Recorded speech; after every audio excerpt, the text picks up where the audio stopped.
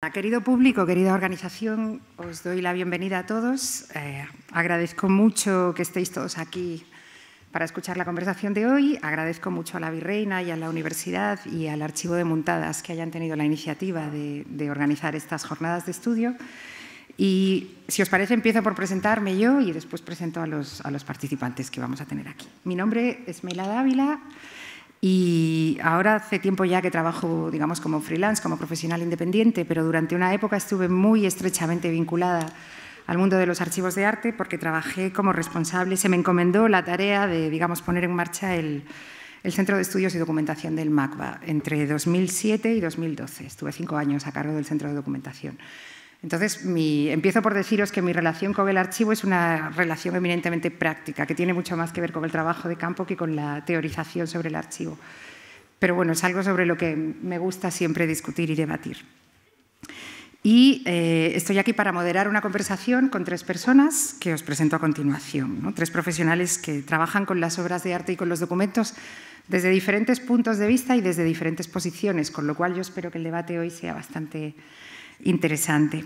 Empiezo por los voy a presentar por el orden en el que van a hablar. El primero lo conocéis seguramente bien muchos de vosotros, Manolo Borja Villel, que nos acompaña, no sé si lo veis, pero nos acompaña desde la distancia. No está presente de cuerpo, pero está presente de cabeza con nosotros aquí. Es licenciado en Historia del Arte por la Universidad de Valencia y amplió sus estudios en la Yale University y en la City University of New York, donde se doctoró con una tesis sobre Antoni Tàpies. Fue director de la Fundació Antoni Tàpies entre 1990 y 1998. Después fue director del MACBA entre 1998 y 2007. Y entre 2007 y enero de 2023, como seguro que todos sabéis, ha sido director del Museo Reina Sofía. Y además, entre muchas otras responsabilidades y colaboraciones, ha formado parte del Comité Internacional para Museos y Colecciones de Arte Moderno y del Comité Asesor de la Documenta 12 y ha sido presidente del jurado de la Bienal de Venecia en 2 ediciones. Una de las características bien reconocibles de su proyecto museográfico en todas las instituciones que ha dirigido es la relevancia que se les asigna a los documentos en sus exposiciones y a las colecciones bibliográficas en el conjunto del patrimonio de dichas instituciones, ¿no? Manolo hablará en primer lugar y, bueno, nada, lo que vamos a hacer es que los 3 harán una presentación cortita de sus posiciones y después abriremos el debate. Lo que os pido es que tengáis un poco de paciencia para plantear todas las preguntas al final de las presentaciones, si puede ser. Después de Manolo vamos a escuchar a Pedro Barbosa, que tengo a mi izquierda, que trabajó durante una época de su vida en el sector financiero y a partir de 1999 decidió dejarlo y fundó una colección que se llama Coleção Moraes Barbosa, si lo digo más o menos bien, y que está centrada en obras de arte conceptual y en vídeo de artistas brasileños, pero también internacionales.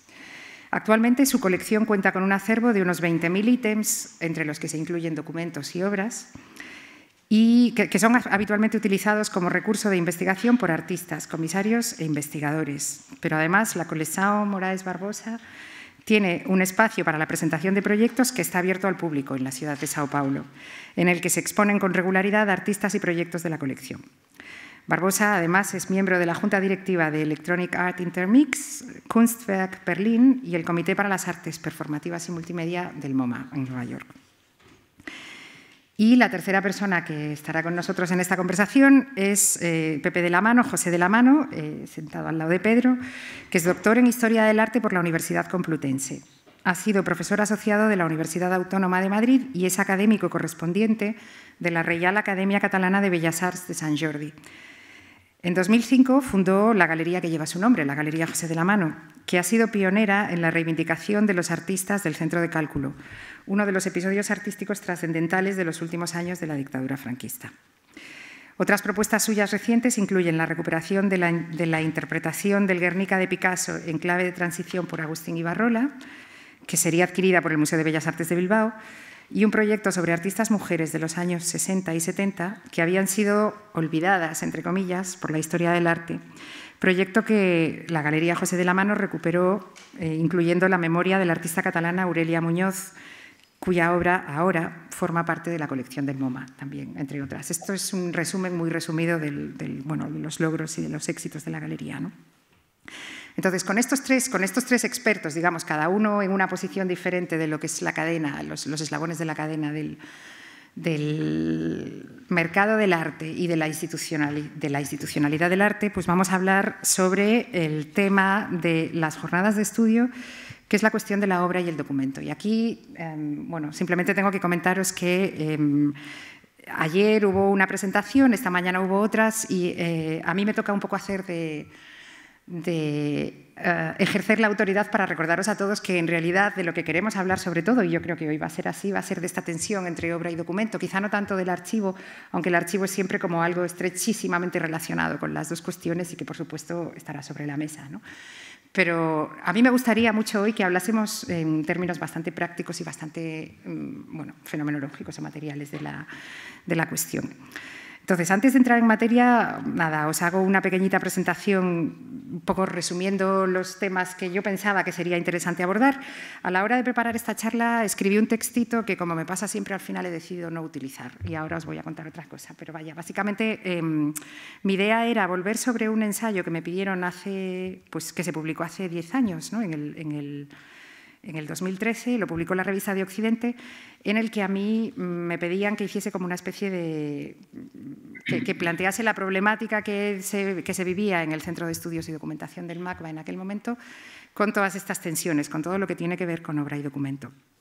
Y entonces en aquel texto yo planteaba una serie de preguntas que comparto con vosotros ahora, ¿no? Pues por supuesto, ¿dónde empieza y dónde termina el archivo en una institución de arte contemporáneo? ¿Cuál es la parte, cuáles son esos documentos que tienen que estar en el archivo y cuál es la parte que tiene que pasar a la colección patrimonial de arte, ¿no? Esa fricción entre colección y archivo, pues obviamente la distinción entre obra y documento incide directamente en la categorización que se hace de esos elementos patrimoniales. ¿Y hasta qué punto es posible o imposible, irrelevante o irrelevante enzarzarse en ese debate y hablar de esa discusión? Sobre todo desde el punto de vista de muchos artistas que permanentemente están cuestionando las fronteras que, digamos, desde la institución se intentan construir para definir las dos áreas de trabajo, las dos categorías, ¿no? Luego hay otras cuestiones que yo también mencionaba y que creo que siguen siendo vigentes, como la pertinencia de utilizar parámetros como el valor económico, el valor económico, deberíamos decir el precio económico, ahora comentábamos el valor de uso, etcétera, el estado de conservación, la escasez de ejemplares o no, la fragilidad o no, etcétera, etcétera. Son estos argumentos para, digamos, son estos parámetros que sirvan para distinguir entre lo que se puede considerar obra y lo que se puede considerar documento o no, o son realmente temas que son poco sistemáticos y no tienen nada que ver en este debate. Y entonces en aquel texto yo hablaba de varias colecciones que con las que había sido importante trabajar y que habían tenido como, bueno, pues habían planteado muchas dificultades a la hora de establecer esta digamos, división o distinción entre obra y documento. Os las menciono ahora porque yo creo que son conocidas para muchos de los que estáis aquí. El MACBA, antes de crear el Centro de Documentación, el Centro de Estudios y Documentación, ya tenía en su acervo muchos materiales, tanto del Grup de Treball como del colectivo Videonou, que fueron colectivos que estuvieron activos en la ciudad en los años 70 y que dejaron tras de sí una serie de rastros documentales que fue verdaderamente difícil para el museo metabolizar. Y con esto retomo la palabra que Claire Bishop utilizaba ayer, ¿no? Ayer hablaba de cómo el visitante metaboliza o no los materiales documentales que se presentan en una exposición. Yo creo que ese es un buen término también para hablar de cómo la institución absorbe o no y de qué manera lo absorbe pues el conjunto de materiales documentales que acaban llegando a su patrimonio, ¿no? En el caso del MACBA, ya os digo, en aquel momento Videonou y Grup de Treball nos hicieron plantearnos muchas cuestiones que fueron muy difíciles de resolver en cuanto a dónde ponemos el acento, esto es más obra o es más documento, cómo priorizamos esta categorización. Pero bueno, luego hubo otros casos pues igualmente paradigmáticos, como el archivo de Joan Brossa, que como sabéis pues incluía una biblioteca, incluía una colección de arte con obras suyas y obras de otras personas, incluía pues muchos elementos que planteaban problemas para ser clasificados con categorías tan estándar y aparentemente tan obvias como la de manuscrito, obra visual original, obra visual editada, etc. Y digamos que había muchos materiales que era difícil categorizar así, pero además eran materiales que Brossa utilizaba y reutilizaba una y otra vez a lo largo de toda su historia creativa, con lo cual la categorización todavía se volvía más difícil, ¿no? Y entonces pues, nos planteábamos en aquel momento preguntas como: ¿debe considerarse que un poema visual es una obra de arte y, por tanto, debe ser custodiado en la colección de arte, pero un poema textual es un documento y, por lo tanto, pertenece al archivo? ¿Es correcta esta idea o es equivocada, ¿no? ¿A qué conjunto patrimonial corresponde asignar, entonces, los bocetos no definitivos de un poema visual? ¿Son documentos o son obras de arte, ¿no? Dado que una parte importantísima de la producción artística y literaria de Brossa no llegó nunca a ser publicada, ¿se puede discernir entre bocetos previos de poemas visuales y originales no editados de poemas visuales? O sea, todo esto fue realmente muy complejo de tratar en su momento, ¿no? Pero bueno, estas eran las preguntas que yo me hacía hace 10 años. Desde entonces pues, han pasado muchas cosas en el mundo del arte. Una de ellas es un hecho cierto y seguramente explica que estemos aquí, y es que la importancia del documento o de los conjuntos documentales en las instituciones artísticas no solo no ha decrecido, no solo se ha mantenido, sino que además ha continuado creciendo. Yo creo que ya no se discute que los museos conservan archivos de documentos, o sea, colecciones de documentos, igual que conservan colecciones de arte. Y yo creo que un poco, y los artistas además utilizan el documento de maneras muy diversas. La presentación de Claire ayer hablaba de esto, hablaba también de una modalidad muy concreta del uso de los documentos por parte de los artistas que tiene que ver con los resultados de la investigación artística. A mí quizá me gustaría, empezando, a subrayar que yo creo que Claire hablaba también de una modalidad de uso de los documentos que no es la única ni es excluyente, ¿no? Esta mañana en las presentaciones de la universidad hemos visto otras posibilidades, como pues, la inclusión de los materiales documentales que registran la actividad de la acampada del 15M en la presentación de la colección del Museo Reina Sofía, obras de artistas cubanos que han sido hechas pues, con datos y que por lo tanto automáticamente se convierten en documento de la realidad social del país en el que han sido creadas, etc. O sea, no se agota muy fácilmente el ámbito de posibilidades en las que el documento puede estar presente en el contexto del arte, ¿no? Entonces, las preguntas básicamente son: ¿dónde nos sitúa todo esto ahora mismo en el presente, ¿no? ¿Cómo distinguimos ahora entre obra y documento? ¿Cómo podemos reflejar la compleja red de relaciones que dan sentido a la gran variedad de elementos, ya sean obras o documentos, que se integran cada vez más en el acervo de las instituciones? ¿Y cómo abordamos su patrimonialización sin fetichizarlos ni convertirlos en mero objeto de mercado? Y a mí me gustaría que hablásemos del mercado, y espero que hablemos mucho hoy, porque esta es una de las cuestiones que no se suelen poner sobre la mesa con tanta claridad, pero yo creo que es una cuestión que evidentemente se desprende de todo lo que tiene que ver con categorizar las obras o categorizar los documentos, y que tiene mucha relevancia en las políticas de acceso que nosotros después podemos tener a esos materiales, ¿no? Bien, hago un repaso muy cortito de algunos de los conceptos que salieron ayer y hoy, porque me parece que quizá podemos utilizarlos después. Ayer y esta mañana pues hemos escuchado referencias a ideas como pues, la relevancia del discurso del artista, o de la voluntad del artista, o de la decisión del artista, como uno de los criterios que pueden emplearse para distinguir entre obra y documento. Pero también el proceso de sacralización que conlleva la exposición de documentos en el contexto del cubo blanco, ¿no? O el peligro de convertirlos en reliquias vaciadas de las experiencias vitales de las que dan fe. Y en ese sentido me interesó mucho cómo esta mañana se hablaba de exhumación como el término empleado para la recuperación de documentos de un momento histórico pasado en el contexto del arte, porque bueno, tiene mucho de cadavérico o de funerario, si se quiere, ¿no? el hablar de exhumación de documentos. Entonces, con todo esto en la cabeza, que es bastante complejo y complicado, pues a mí me gustaría dar la palabra en primer lugar a Manolo Borja Villel y escuchar lo que tiene que decir. Así que nada, bienvenido Manolo y adelante. Gracias, Mila. Un gusto estar con vosotros, estar contigo, con mi amigo Pedro, que estoy viendo por ahí, con Pepe y todos los que veo por detrás, que estoy viendo las espaldas de mucha gente, a los cuales reconozco. Y nada, es un placer. Gracias a la Virreina, a Valentín y a Muntadas por la invitación. Entonces, voy con todas estas preguntas que son muy queridas, a las cuales les hemos dado vueltas no en vano en el MACBA hicimos el centro de documentación y en el Reina, creo que mi última acción fue incorporar el archivo La Fuente al museo. O sea, son elementos muy, muy importantes. Voy a tratar de dar respuesta a las cuestiones de mercado. No sé si tengo una respuesta con lo de obra y documento y no sé si esa cosa tan binaria es muy occidental y es un poco el huevo y la gallina. Entonces no sé si realmente tiene respuesta y si la debe de tener. Entonces voy a empezar. Hay unos 6 puntos que querría tocar que creo que son importantes en lo que has mencionado y en las discusiones sobre archivos que son difíciles de separar de colección, por aquello de que es difícil separar obra y documento. Y en primer lugar quería mencionar a Franco Rotelli, el director del Hospital Psiquiátrico de Trieste, uno de los colaboradores, como sabemos, de Franco Basalla, y sostenía que los objetivos de las instituciones, y un archivo es una institución, obviamente, y un museo también, no debe ser tanto el reproducirse a sí mismos, no debe ser tanto reproducir una práctica determinada, sino cuestionarse a sí mismos. El archivo, el hospital, en el caso de Rotelli, debe de renunciar a su autonomía y empezar a hablar de una autonomía de lo que en inglés se llama la constituency. De hecho, él, utilizando una metáfora de una idea de Brecht, hablaba que las instituciones tenían que ser como bancos de nieve.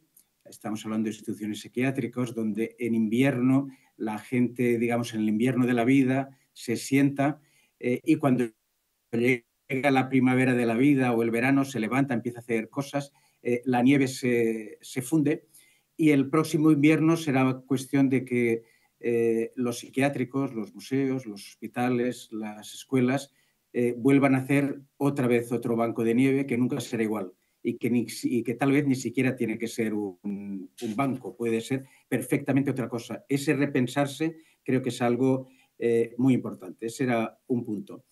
Otro punto, obviamente los archivos están de moda, si no, no estaríamos aquí hablando, pero no nos podemos olvidar que los archivos tuvieron también muchos enemigos, entre otros uno que odiaba los archivos era Nietzsche, porque consideraba que el archivo tenía un elemento absoluto, un elemento que no permitía casi la divergencia, un elemento que no permitía digamos, la aparición del sujeto. De hecho, la actitud de Nietzsche nos recuerda mucho a la del personaje de Borges, Funes, el artista de la memoria, que, como sabéis, no podía olvidar nada. Entonces, al no olvidar nada, de hecho, lo olvidaba todo, porque al no olvidar nada desaparecía el sujeto. Y si no hay sujeto, no hay memoria. Por tanto, ese exceso de archivo al final acaba siendo amnésico y acababa anclando toda esta, digamos, estos documentos en un tiempo que no existe. En esa línea querría remarcar el trabajo que hizo un artista que sabéis que para mí es genial, es clave, que es Marcel Brotars, que en 1972, como sabéis, principios del 72, hace el Museo de las Águilas en Düsseldorf, un museo que, como sabéis, consistía en toda una serie de objetos, de imágenes que tenían un elemento en común, que era el águila. El águila, por otro lado, que tiene connotaciones, como sabemos, imperiales, tiene connotaciones de poder, etcétera, etcétera. Con este elemento, digamos, en el cual denunciaba la arbitrariedad de una colección, la arbitrariedad, en cierto modo, de un archivo donde las cosas están colocadas de acuerdo a criterios que pueden ser unos o pueden ser otros, añadía otro elemento que decía esto no es una obra de arte, pero tampoco era un archivo, tampoco era un documento. Entonces, ¿qué era? Ese no ser nada, no estar en un sitio y otro, era lo que estaba reivindicando Brotars. Pero Brotars sabe que estos archivos, estos museos incluso que están en las encrucijadas, entre las fronteras, están en un lugar determinado. De ahí que ese mismo año decidiera le pidieron que mostrase el Museo de las Águilas, decidió no mostrarlo y en su lugar hizo lo que llamaba la sección de publicidad, que consistía en coger todos esos objetos, esas imágenes de esas pinturas donde había águilas, hizo una fotografía de ellas y creó una especie de archivo a partir de las fotografías. De hecho, hizo lo que llamaba una sección de publicidad. Al hacer una sección de publicidad, dejaba de algún modo de ser absorbido porque se absorbía él mismo. Pero aún así, como sabemos, el sistema tiene una capacidad de aprender de todo. También esta caja del sistema de publicidad es absorbible y de hecho se compró inmediatamente, o sea, compró al poco tiempo, está en museos. Entonces le dio otra vuelta de tuerca a la relación objeto, documento, archivo, colección, que fue cuando le pidieron a finales en el 75, en el otoño del 75, cuando hizo una exposición en París, le pidieron que reconstruyese el museo original que hizo en 1968 en su casa de Bruselas, de la Rue de la Pépinière. Entonces, en lugar de reconstruirlo, en lugar de hacer documentación, en lugar de recoger objetos, las cajas de montador que tenía, las postales, etcétera, etcétera, lo que decidió literalmente es hacer un decor.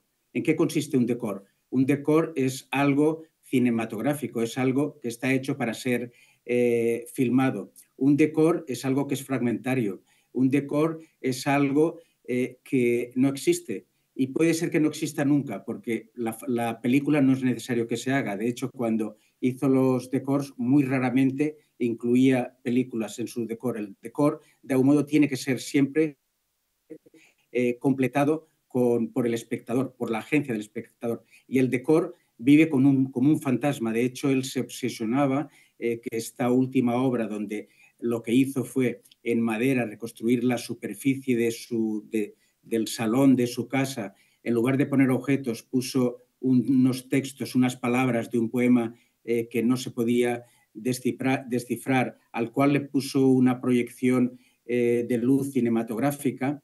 Este objeto aparecía siempre como un fantasma, de hecho desaparecía como objeto, era como una visión. Ese elemento fantasmagórico, ese elemento que tiene que ser completado, es aquello que está entre el documento y el objeto, y es algo que Brotars nos indicó desde un principio. Y es algo que es muy difícil de absorber, se puede vender, se puede comprar, pero es muy difícil de tener, y la prueba es que Brotars es uno de los artistas más difíciles de mostrar.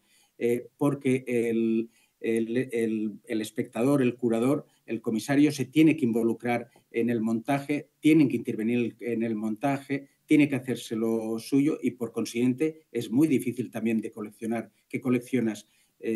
Una palmera, coleccionas una placa, coleccionas una reproducción. Por tanto, hay un elemento en Brotars que está entre la amnesia y la totalidad, que nos refiere de hecho al enigma, nos refiere a aquello que nunca puede ser respondido, aquello que no es una obra de arte literal y aquello que es un documento que nos ilustra, pero al mismo tiempo que nos ilustra, nos cuestiona. Y creo que eso es fundamental, digamos, en esta discusión. Tercer punto. El archivo tiene mucho que ver como sabemos, con las teorías del inconsciente de Freud y, por tanto, es algo que hace visible una serie de cosas, pero al mismo tiempo reprime otras. Y el que haya una serie de cosas que no aparezcan en el archivo no quiere decir que no existan. Y, por tanto, reconocer que hay cosas que pueden no estar, pero que existen, es fundamental. Y para ello hay otro elemento que es fundamental en todo archivo, que es el marcar su procedencia, el decir de dónde viene. El marcar la procedencia de un archivo implica siempre un elemento de exterioridad, implica un afuera. Ese afuera rompe este elemento de absoluto y es muy importante porque cuestiona justamente aquello que no existe. Todos sabemos que Saadia Hartman habla en su texto, en su libro Las dos Venus, habla de cómo al trazar la historia de uno de sus ancestros, descubre que esta persona había sido vendida y violada. Entonces, el archivo condena a esta persona, y es lo único que nos queda de esta persona. El archivo condena a esta persona a ser eternamente violada y esclavizada. Por consiguiente, es fundamental replantear el archivo, decolonizar el archivo, entender que el archivo forma parte de una estructura colonial basada en 4 principios, según decía Aníbal Quijano, por supuesto, raza, que es la idea de tratar al otro como un objeto, como una tabula rasa, como algo que se puede vender, intercambiar a alguien que es inferior al hombre blanco, es introducir el elemento de raza que no existía antes del siglo XVI, el heteropatriarcalismo, el hecho de que las mujeres, el hecho de que haya una estructura dominante heteropatriarcal y que las mujeres estén en otro lugar, las cazas de brujas del siglo XVII, el extractivismo, que básicamente significa priorizar el beneficio sobre la vida, y luego, sobre todo, esta ficción que tenemos desde el siglo XIX, y es que esa cosa que se llama modernidad que inventaron los europeos es un conocimiento universal y aplicado a todo el mundo. No tenemos que olvidar que un archivo crea normas y que las normas estaban en la base de la colonización. De hecho, no se entendería la colonización de América sin el archivo de Indias, y no se entendería la colonización de América sin una cosa que justamente se imprimió en 1942, que es la gramática de Nebrija, que consiste en establecer normas, en regular lenguajes, en hacer que no haya elementos vernáculos, elementos que se distraigan. De hecho, es curioso que el lema de la Real Academia Española sea limpia, fija y da esplendor. De hecho, lo podría haber hecho la Guardia Civil casi. Cuarto punto, ¿cómo se decoloniza? ¿Qué podemos hacer? Yo ahí distinguiría 2 términos, el topos, 2 términos griegos, topos y cora. Los griegos tenían 2 términos para entender el espacio. Topos, que es un espacio fijo, dentro del cual cada uno puede tener libertad de hacer lo que quiera. Un museo tú puedes tener más o menos libertad para hacer lo que quieras, siempre que te ascribas a una serie de normas. En cuanto te las saltas, estás de algún modo haciendo otra cosa.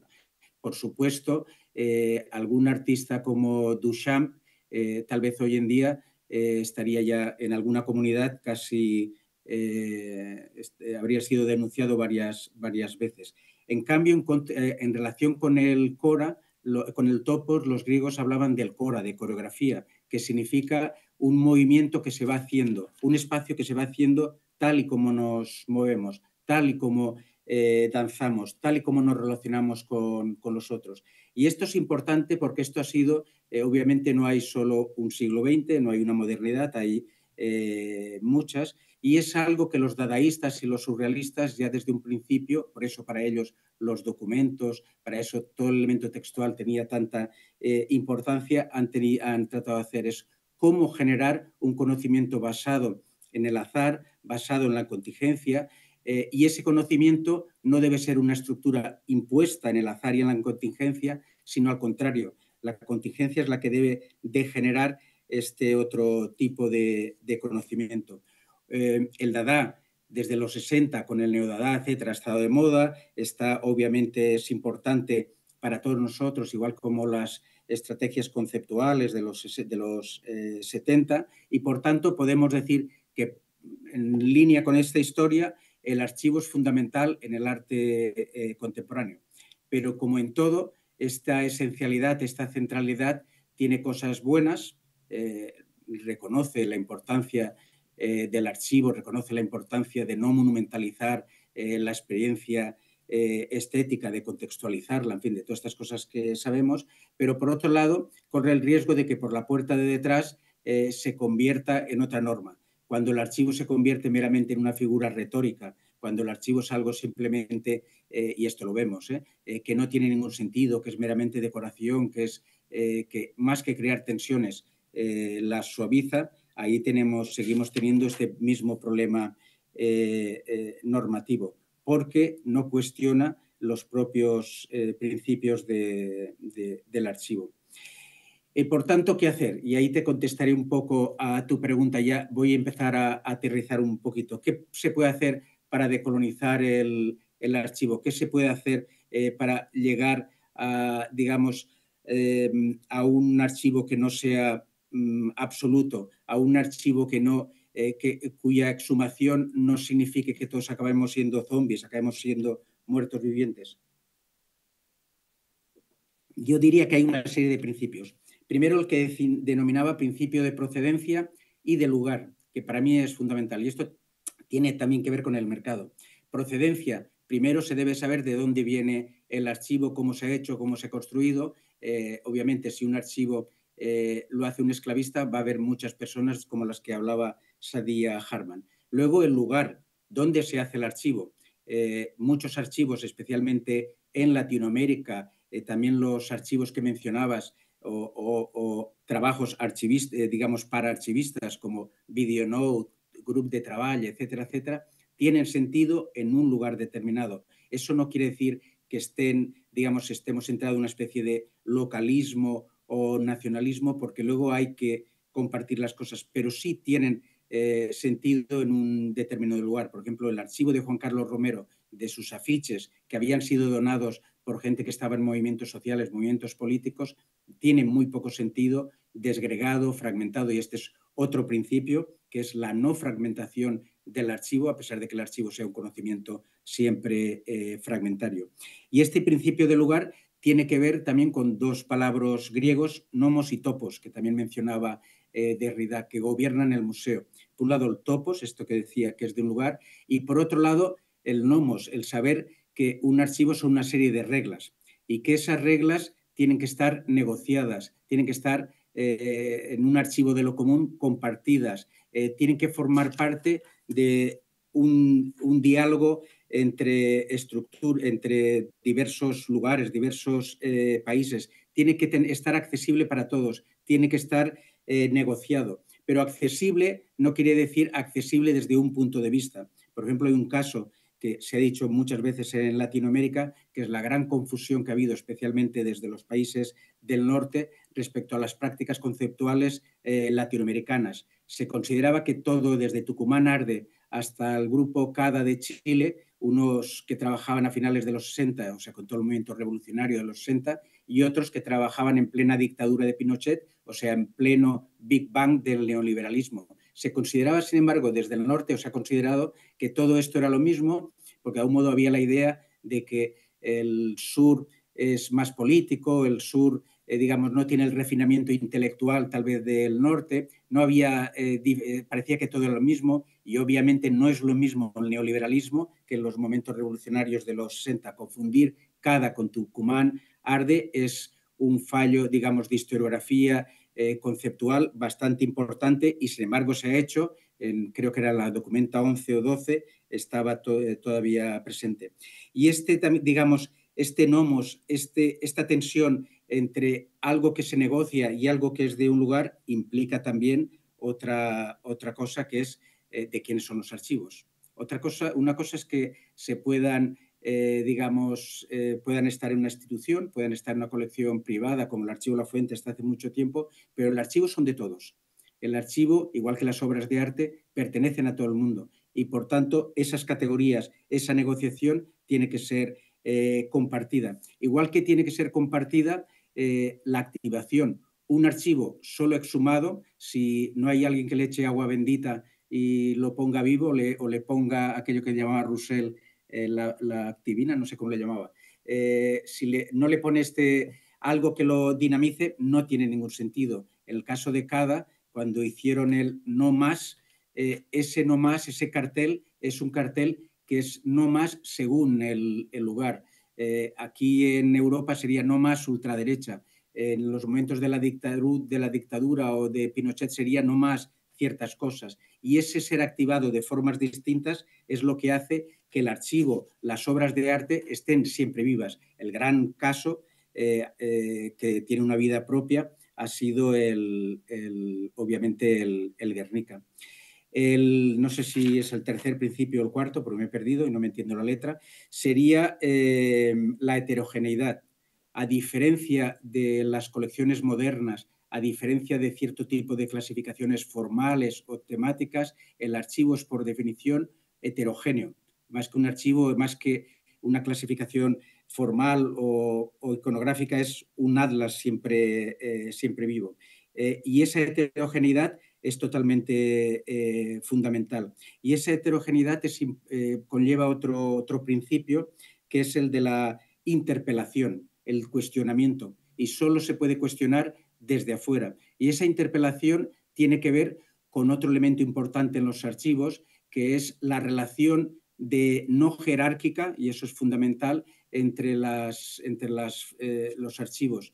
Es tan importante el gran archivo nacional de España o de París o de Francia o de lo que sea, como un archivo de un colectivo de un barrio, como un archivo de un artista, como el que hizo Henrik Oelesen sobre la homosexualidad desde el siglo, creo, XVI hasta 1870, que es cuando se inventa el término homosexual, antes no existía, y por tanto, antes de que exista ese término, él va viendo como, a través de gestos, cómo, digamos, este elemento está siendo absolutamente normal, no normativizado. Por tanto, esta relación asimétrica es también fundamental. Y esto lleva a otro punto, y es el último, fundamental, que es la necesidad de hacer un glosario. Mela sabe que en el Reina nos empeñamos en hacerlo, al final las cosas no salen, pero no salen porque es más importante el empeño que el resultado final.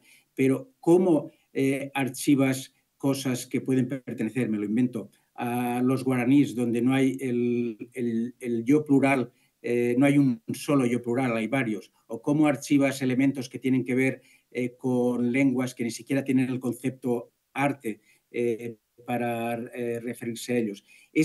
O términos que ni siquiera están en nuestro propio vocabulario.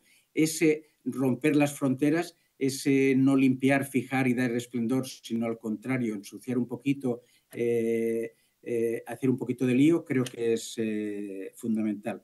Y en ese caso, para ya concluir y responder, espero, a tu pregunta, después de haber dicho todo esto, me da la impresión que la separación entre obra y documento no tiene mucho sentido.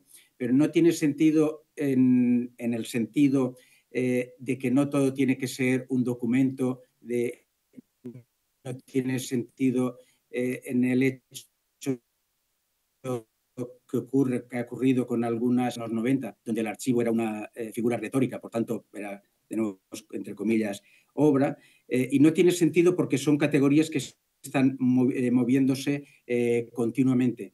Hay para algunas comunidades, para algunas nacionalidades, para algunos grupos, determinadas cosas puede ser un testimonio, puede ser un documento, para otras, sin embargo, puede ser un enigma, puede ser una obra de arte, pero lo más común es que sea ambas cosas a la vez. Y cuando ocurre eso en una exposición, cuando hay una tensión entre un documento de una revista donde se explica algo a través de una arquitectura determinada, una obra de arte que tiene una identidad y que en un momento ambas chocan y se explican de otro modo, y al explicarse de otro modo cogen otra vida, creo que cuando eso ocurre es algo importante. Por consiguiente, mi recomendación sería no caer en binarismos eurocéntricos,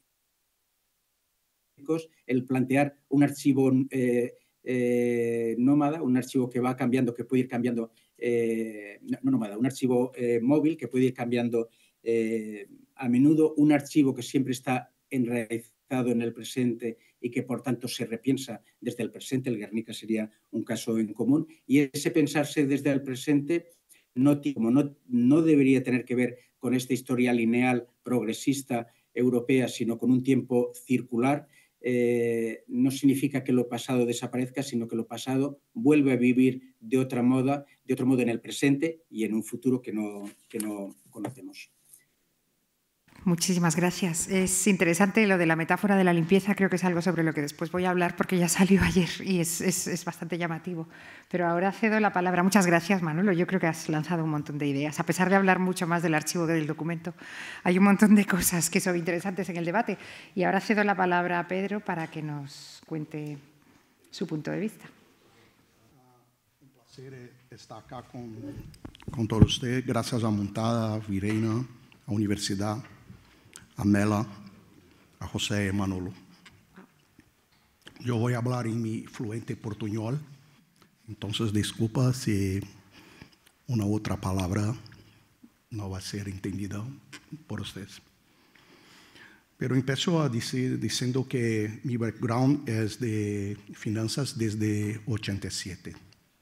Entonces son 35 años que estoy envolvido con la formación de precios de activos financieros, sea bolsa de valores o sea un barril de petróleo. Por tanto, la primera cosa que voy a preguntar es el concepto de cuánto cuesta y cuánto vale. Yo no sé cuánto vale, pero en este momento yo sé cuánto custa. El valor será formado con el tiempo y no en un momento de ejecutar una compra o una venta. Y doy un ejemplo muy curioso, que fue de cuando el primer mes de COVID, cuando el precio de barril de petróleo en el mercado futuro negoció a menos $35. Entonces, lo que parece ser una cosa imposible, se tornó posible. Un petróleo costar menos. O sea, la persona tenía que pagar para el comprador se quedar con un barril de petróleo. Y todo eso es un problema que no vale acá discutir, pero solo para mostrar la dinámica de formación de precio. La otra cosa es que, por ejemplo, vamos a decir que una obra de arte, el único valor que nosotros podemos dar a ella es el valor intrínseco, que es un concepto económico. El valor intrínseco, por ejemplo, por una pintura es la tela, ¿cómo se dice? El frame, el pincel, tinta, y cuánto costó para... Son los precios de todos esos ítems. Después hay el valor que podemos... Este es el valor tangible. El valor intangible se pasa por la mano de obra del artista, el deseo del comprador, la escasez, la moda, el momento, y etc. Y también oferta y demanda. Vamos a cambiar un poco para este concepto de documento obra de arte. Yo no sé dónde está la frontera, yo no sé si hay una frontera. Entonces, levanto la duda para el público decidir. Cuanto al archivo y la función de la colección que yo tengo, los objetivos son, es una colección privada, un archivo privado, pero yo creo, la verdad tengo casi certeza, que no hay sentido en ser privado, que tiene de alguna manera de ser tornado público y de tener acceso por todos los agentes que tienen interés en estudiar, pesquisar, etc.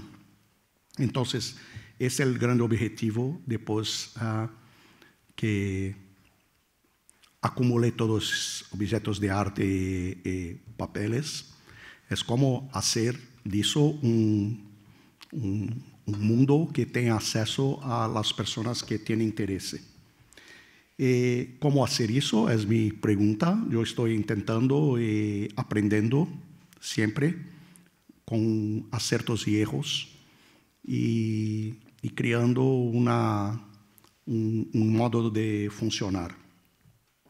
Pero lo más importante de un archivo no solo los papeles, pero cómo entender el archivo, cómo navegar en esta Babel, ese laberinto, cómo extraer nuevas ideas, cómo cuestionar lo que hay adentro del archivo, cómo, na verdad, yo no uso mucho la palabra tensión, yo prefiero la palabra fricción. Cómo crear la fricción, porque yo pienso que la fricción es que mueve el mundo. Entonces, lo que es fundamental de una colección de arte privada o de un archivo es tornarlo público. Es dar acceso a las personas que tienen interés. Fue tocado también el punto del objeto original. Entonces, por ejemplo, una poesía visual original vis-a-vis a la misma poesía en un periódico o una revista o que sea una publicación. Yo no sé cuál es la más importante, pero yo sé cuál es la más importante para mí. Yo prefiero las publicaciones, porque con las publicaciones puedo conectar más datos, hacer un mejor entendimiento de lo que significa este poema, por ejemplo, vis-a-vis otros poemas, vis-a-vis a momentos históricos, tantas más cosas. Entonces, yo voy más o menos terminar ahora con un ejemplo que es muy curioso para mí, que es una cosa que yo estoy a procura y nunca vi, tampoco ninguna persona vio hasta ahora, que para entender lo que se pasa para mí en mi archivo, en mi colección, sería fundamental, por ejemplo, tener acceso a los zines que fueron publicados por Dugin en el final de años 90 en Rusia, porque aparentemente vuelve al momento de los años, el inicio del siglo pasado, y como sabemos, la importancia de Dugin en el mundo de hoy es increíble, y esto es una clave que nosotros estamos a procura para hacer mucho más conexiones de lo que podemos hacer hasta ahora. Entonces, si alguna persona sabe dónde puedo encontrar este material, por favor, me diga. Yo voy a parar por acá porque yo prefiero preguntas a decir mis verdades, porque también me doy el derecho de cambiar de opinión a cualquier momento. Entonces, yo voy a pasar acá a Pepe, que puede hablar del mercado. Bueno, antes de nada, agradecer la invitación. Me siento un poco... Voy a hablar de otro congreso que hemos tenido otra sesión de estudios que hemos tenido en Reina Sofía hace un mes, donde fui invitado también como mercado, y de repente era sobre los legados de artistas, y empecé diciendo, sin mercado, la pervivencia de la memoria de un legado de un artista desaparece. Entonces hubo como un gran silencio en la sala, y poco a poco la gente lo asimiló y fue casi dándonos la razón. Bueno, pues en este tema obra-documento, en las ponencias de esta mañana, indudablemente, el tema del dinero salía, el tema del mercado, y en muchas ocasiones yo creo que tenemos que ser conscientes que esa lucha o esa frontera entre obra y documento tiene unos intereses económicos. Indudablemente una obra va a tener dentro del mercado una valorización, una posibilidad de venta muchísimo mayor y muchísimo más alta que si la consideramos solo documento.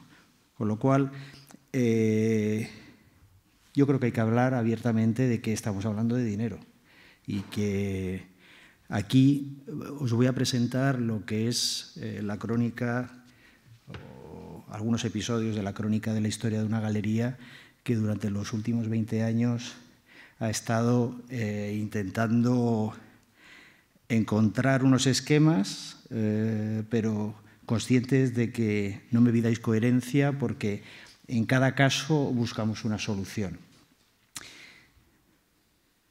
Ahora es cuando ustedes salen corriendo de la sala pensando que me he equivocado de presentación y que he cogido una conferencia de otro curso, pero yo quiero comentar, yo siempre digo, yo soy un historiador del arte metido a galerista, para lo bueno y para lo malo.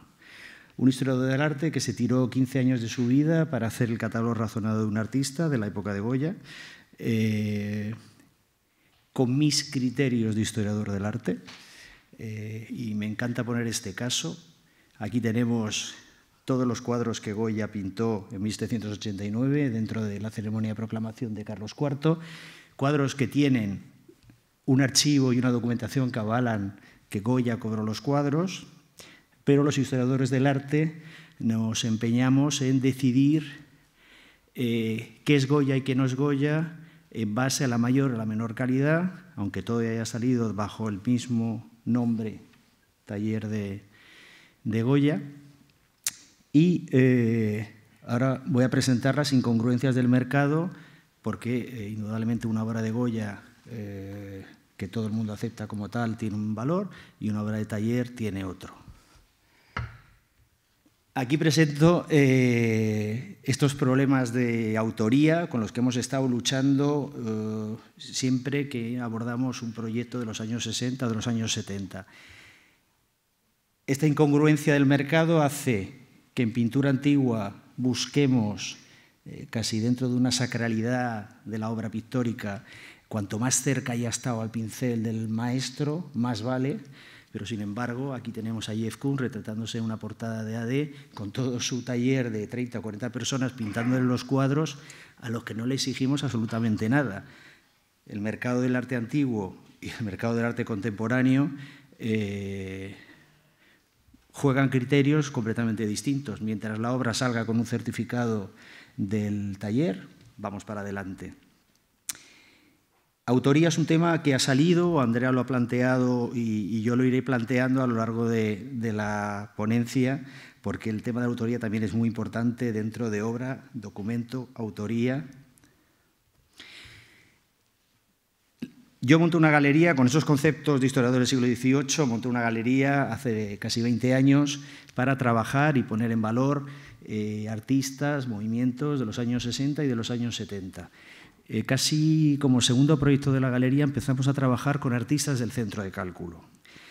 Bueno, supongo los conoceréis todo lo que supuso el centro de cálculo, pero os doy unas pinceladas. En el año 67-68 IBM le regala a la Universidad Complutense un ordenador y le pide a la Complutense varias cosas. Una, que construya el edificio para alojar el ordenador. Tenéis que pensar que era una máquina enorme y le encarga la Complutense a FISAC diseñar el edificio, que de personal y que le busque a la informática, vamos a decir, aplicaciones distintas a las que IBM ya sabía que funcionaba.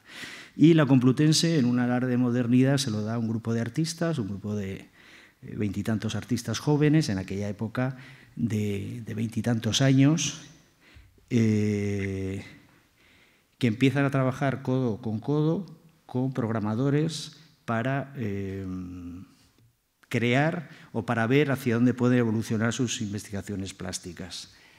Aquí tenéis lo que daba el ordenador una vez lanzadas las órdenes, que son estos tacos continuos de papel, ¿cómo se dice?, de papel troquelado que cogía la impresora y lanzaban la orden pues a las 10 de la tarde y al día siguiente a las 8 de la mañana ya recogían el taco. El artista cogía el taco, seleccionaba lo más importante, lo más estético y generaba las obras, ya fuera en escultura, ya fuera en pintura, en lo que fuera. La galería, muy desde el comienzo, empezó, y ahí tenéis quizás 4 de las grandes exposiciones que ha hecho la galería con centro de cálculo: Enrique Salamanca en el 2014, José Luis Gómez Perales, Ignacio Gómez de Liaño y Ana Buenaventura. De repente, cuando la galería empieza a presentar en sociedad, para presentar al mercado, vamos a decir, estos papeles de ordenador, la pregunta era: ¿esto es parte del archivo? ¿Es proceso? ¿Podemos presentarlo como obra del artista?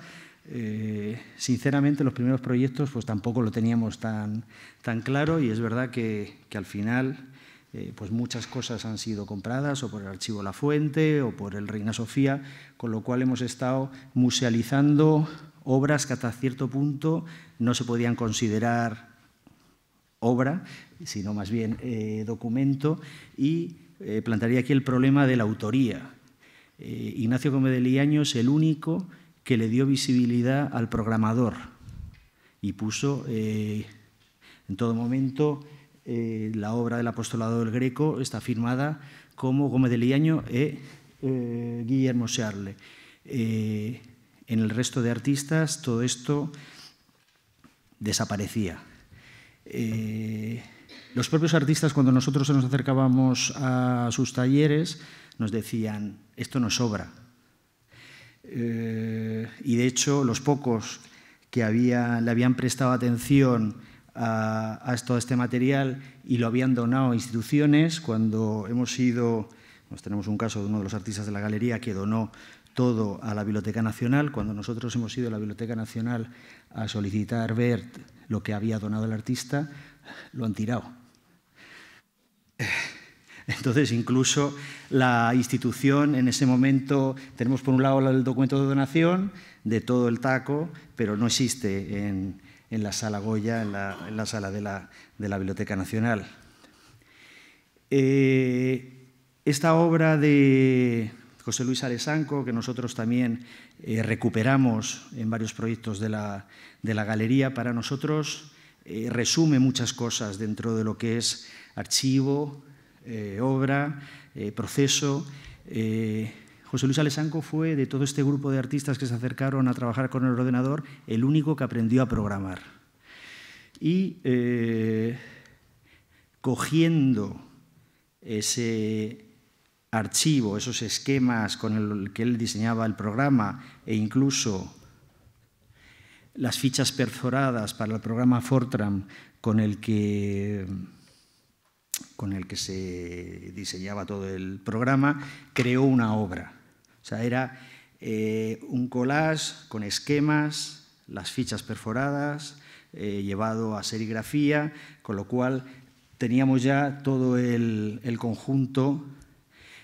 Nosotros esta obra de José Luis Alesanco la hemos presentado en multitud de ocasiones porque nos da respuesta a muchos de los problemas que ya en los 70 yo creo que también se estaban planteando muchos artistas de qué hacer con esa documentación y cómo elevar a la categoría de obra aparte del archivo.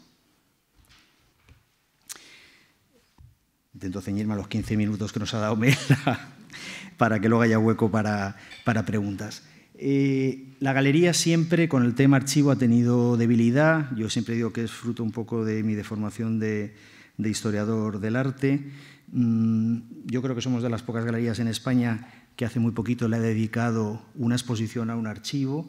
Hicimos hace 2 años después del COVID. Lo hicimos durante el COVID y luego físicamente le dedicamos una exposición al Fondo Documental de García Ramos, que es un fondo que todavía nadie entiende cómo está en manos privadas, porque es un volumen de documentación brutal y con una procedencia maravillosa, pero que, bueno, le hicimos un homenaje y una pequeña exposición en la galería, y hace relativamente poco la galería ha adquirido el archivo Vandrés. Supongo que todos los que estáis en la sala conocéis a Fernando Vijande y lo que fue su primer proyecto galerístico, que fue la Galería Vandrés, una galería que funda con Gloria Kirby. Y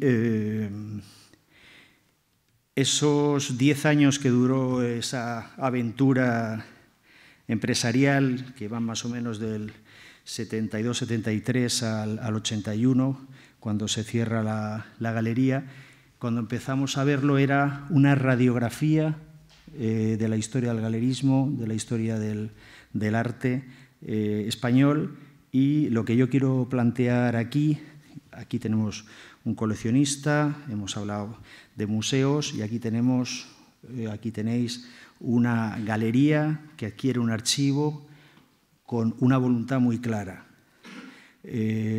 Indudablemente los archivos son de todos y tienen que preservarse para el futuro, y nosotros esta adquisición del archivo la tenemos contemplada como una generación. O sea, hay tanta información en este archivo inédito que vamos a intentar que genere obra. Voy a intentar explicar un poco a lo que me refiero. Fernando Vijande, para los que no lo conozcáis, fue de las personas más interesantes desde el punto de vista del arte de estos años 70, que trajo a España multitud de artistas, que quiso internacionalizar los nombres de artistas españoles, y aquí, por ejemplo, tenemos toda la documentación y la cinta de la performance de Charlotte Moorman, que se trajo casi con un espacio de una semana con Alan Caprow a España en los años 70 para hacer una performance.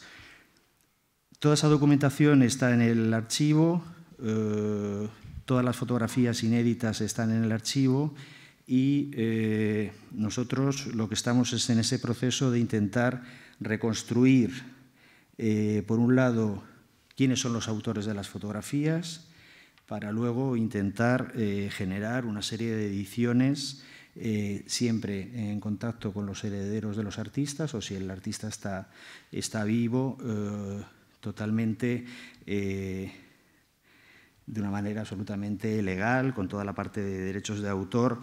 En este caso, por ejemplo, era muy complicado acceder, localizamos todo lo que era el vídeo de la performance, y localizamos al fotógrafo que había hecho, a través del vídeo localizamos el fotógrafo que había hecho todas las fotografías de la performance, que es Javier Campano, y se hizo desde la galería una edición de las fotografías de Javier Campano. En todo momento tenéis que pensar que si no conseguimos los derechos de autor de la artista, siempre estamos en documentación, pero si conseguimos los derechos de reproducción y los derechos de la familia o del estate, pasaríamos a obra.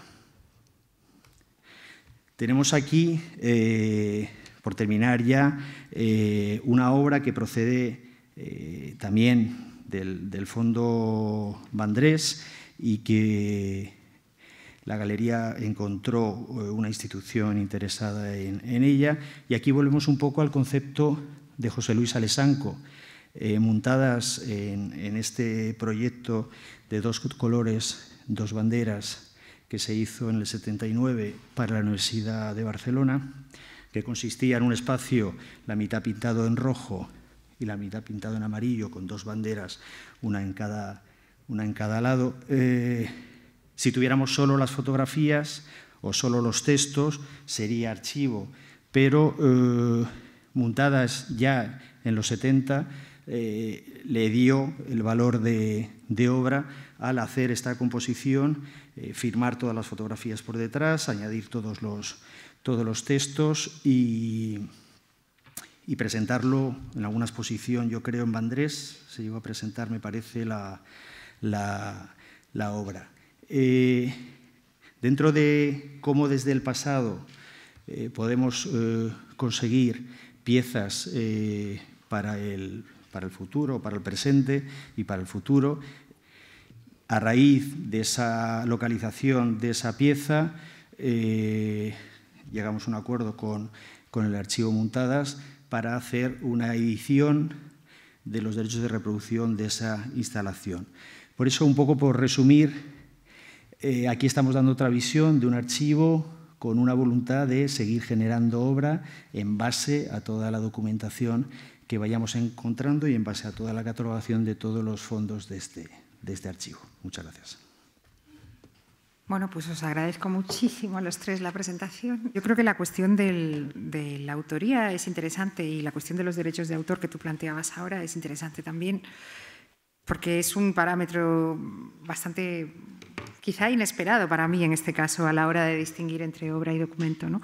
Si te entendí bien, Pepe, lo que decías es que cuando conseguís, o sea, a la hora de hacer reproducciones del material original, si tenéis los derechos, o sea, si tenéis el contacto, digamos, y el permiso del artista, el elemento, la edición resultante se va a vender como obra.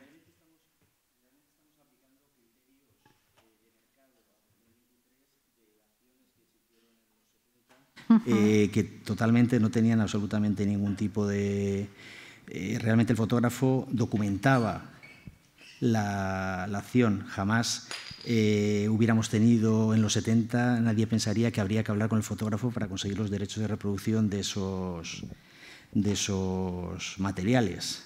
Pero a día de hoy las cosas están así, entonces tienes que jugar siempre con derechos de reproducción, jugando con artista y jugando con fotógrafo. Pero en todo caso estás hablando de ediciones nuevas, de ediciones que se hacen a partir de ahora. Claro, a mí la primera pregunta que se me ocurre es, digamos, esta es una práctica interesante que genera nuevos materiales, pero me pregunto si el archivo en principio está previsto que conserve su integridad o eso dependerá de cómo vayan las cosas. Yo creo que lo ha dicho Manuel desde el principio, el archivo tiene sentido si todo está junto. Entonces, todas las acciones sobre un archivo así tiene que ser en base a ediciones actuales. Antes de empezar la mesa redonda teníamos una conversación así de pasillo un poco los tres en la que había un pequeño debate sobre qué pasa con las reproducciones. En este caso concreto hablábamos de las placas de Brodaers. Pedro, tú veías como que es correcto continuar editándolas, ¿no?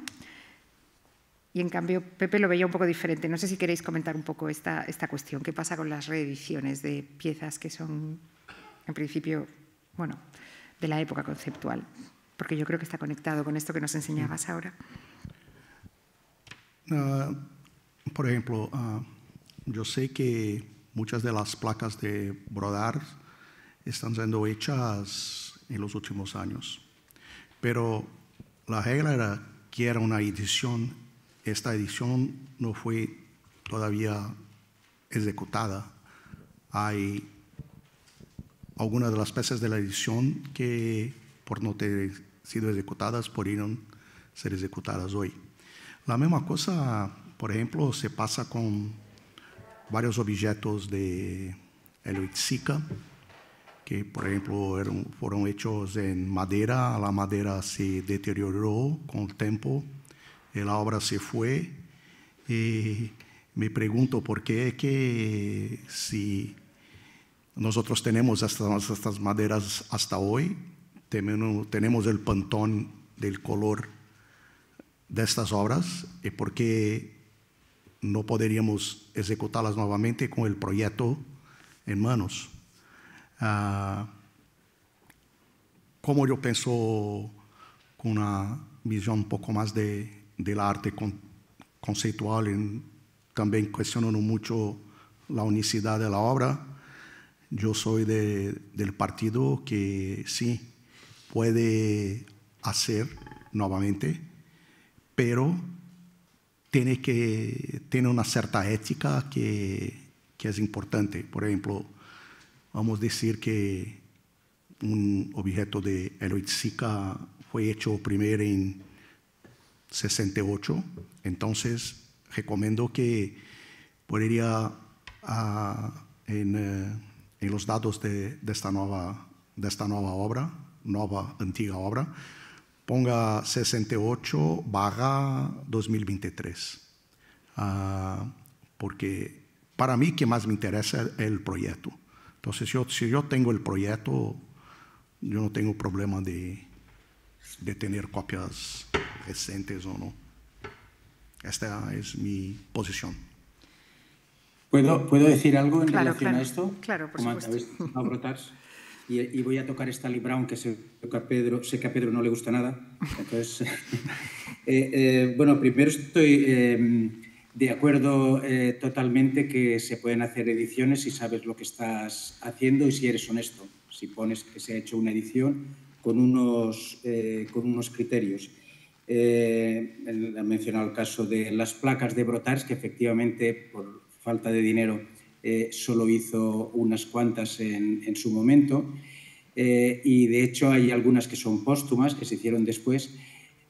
Curiosamente, las obras, entre comillas, originales, son las más ridículas, porque como son originales, están enmarcadas, están como separadas, cuando las placas son placas, tienen algo que ver con un anuncio, tienen que estar colgadas casi con un clavo.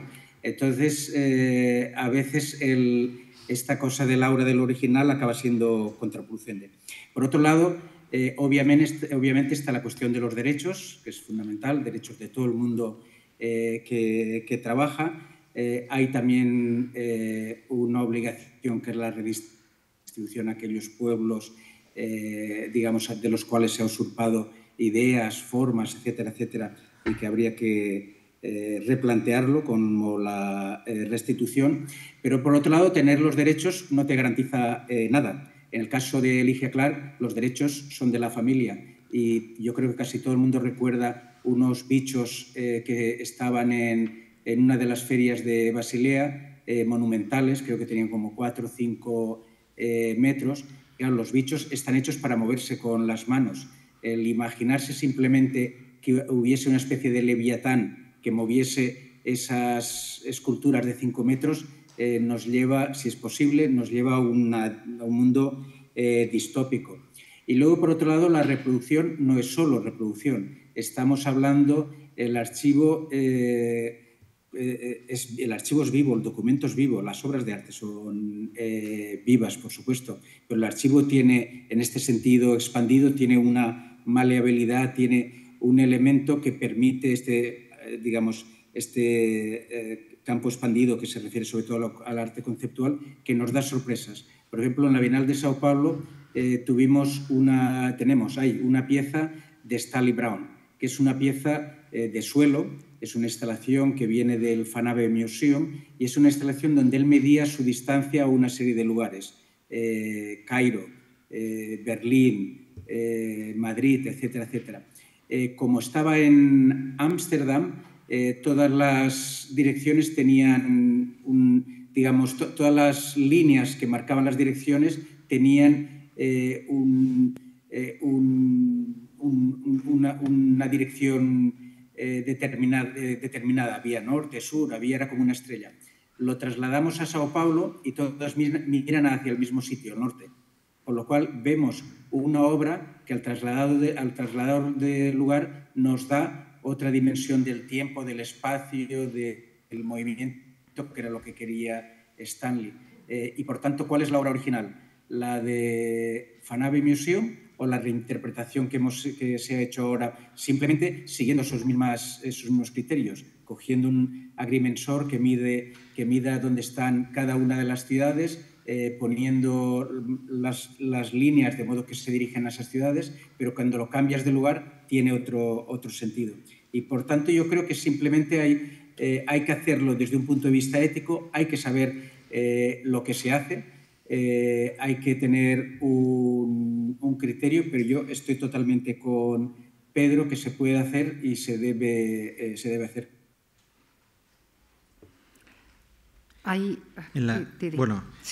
Yo ahí sí que en la parte de mercado es verdad que nosotros concedemos mucha importancia en los casos de las cosas que os estaba presentando yo, referentes al archivo Van Dresson, cuando no hay absolutamente ningún tipo de documentación publicada ni fotografías originales. Yo sí que le doy bastante valor en lo que es en las performances de los años 70 a lo que es el material vintage en origen, a luego lo que son las ediciones posteriores. Desde un punto de vista de mercado no tienen nada que ver una cosa con la otra, partiendo de la base de que las actuales pues tendrán muchísima mayor calidad la fotografía frente a las vintage que iba siempre todo con una precariedad de medios brutal. Pero para mí, para el mercado sí que, habiendo obras originales de época, sí que tienen un valor económico. Estamos hablando de valor económico, no valor artístico. Bueno, lo que es interesante de lo que planteas es que en el caso de por ejemplo, las imágenes que documentan una performance, si las si las vendes, digamos, con calidad de obra, irán a parar a la colección de la institución que te las compre y tendrán una política de acceso radicalmente diferente a la que van a tener cuando las vendes como documento y van a parar al lugar de la colección documental de la institución, donde se accede a ellas de otra manera totalmente diferente. Yo no sé si tenéis algo que decir con respecto a esto, porque yo creo que digamos, hablamos mucho de la cuestión del mercado, pero hay una cuestión que es el acceso, que yo creo que es fundamental y que tiene que ver también con todas estas problemáticas que se mencionaban esta mañana cuando se produce fricción o tensión a la hora de mostrar documentos en el espacio de exposición, ¿no? Donde evidentemente la manera de acceder al material que se está exponiendo es muy diferente. No sé, Manolo, si tú tienes algo que decir. Sí, yo decía que cuando hay ese doble rasero que obviamente para un artista puede ser terrible, que a lo mejor una cosa entre por un lado en lugar de otro. Yo creo que eso no es problema ni del documento, ni de la obra, ni del arte, por supuesto, ni del artista. Yo creo que es problema de la institución. Simplemente las cosas tienen que estar en sitios, hay criterios que son arbitrarios, pero, digamos, el que esté en un sitio o en otro no implica una cuestión jerárquica. Por eso, antes he dicho algo que lo he dicho así, tal vez demasiado rápido, que es la tensión entre la regla, el nomos y el topos. Los archivos es importante que se mantengan siempre que se puedan preservar en un lugar determinado. En ese lugar determinado tienen un nomos, tienen una forma de clasificación que lleva, digamos, una serie de consecuencias. No es lo mismo que en una comunidad afrodescendiente se guarden una serie de cosas, que esa serie de cosas se guarden en Europa. Lo interesante es que haya una estructura asimétrica, donde cada institución tenga su especificidad, que esa especificidad no genere jerarquías, que es uno de los problemas, obviamente, de las instituciones, y que en esa estructura asimétrica haya una interpelación. O sea, el Reina puede tener cosas de artistas guatemaltecos, puede tener archivos, los artistas mayas de Guatemala tienen otra forma totalmente distinta que nosotros ni siquiera podemos ni sabemos cómo hacerla. El generar esas tensiones, que son las dos válidas, o fricciones, creo que es lo que es fundamental. Y generar, por eso he mencionado los tres casos de colectivos, individuales y de instituciones, que es importante que cada uno tenga unas reglas, tenga unas normas que estén negociadas con otros, pero que antagonicen con los otros. No sé si alguien del público tiene algún comentario. Sí. Hola, muchas gracias por todas las presentaciones. A ver cómo puedo articular esto. En primer lugar, quería decir que yo en mi casa tengo un bicho de Lygia Clark, que es de plástico verde, que lo compré, no recuerdo si por internet o en la tienda de un museo, y entonces ese merchandising, ¿no?, también como un lugar de fricción entre las obras y los documentos, porque yo estoy muy orgulloso de tenerlo, lo he podido tocar, lo he podido manejar como quizá no habría podido en un museo, ¿no? Y entonces, a partir de aquí,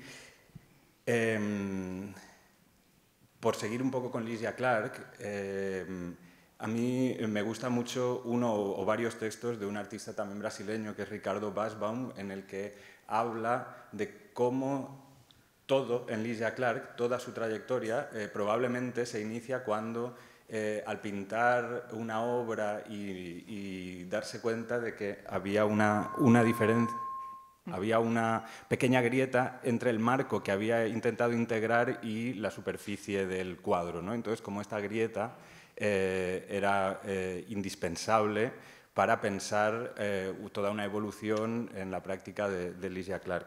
Pero bueno, en todo caso, lo que también me interesa a partir de esta reflexión es cómo esto luego le sirve al propio Ricardo Basbaum para hacer toda una reflexión sobre lo que supone el arte conceptual, el arte de participación y cómo él tiene toda una obra artística que gira en torno a esto, ¿no? a este pensamiento, con toda esta serie de diagramas sobre arte-vida, etcétera, etcétera. Y él lo que viene a decir es que entre el arte y la vida lo que se produce no hay una separación, no hay un nexo, no hay un ciclo de ida y vuelta entre un ámbito y otro, sino que lo que hay es un lugar que continuamente tenemos que repensar, que tenemos que rehacer, ¿no? Es como un lugar de fricción, si queremos poner esta palabra, o un lugar de transformación o de tránsito que hay que continuamente rehacer.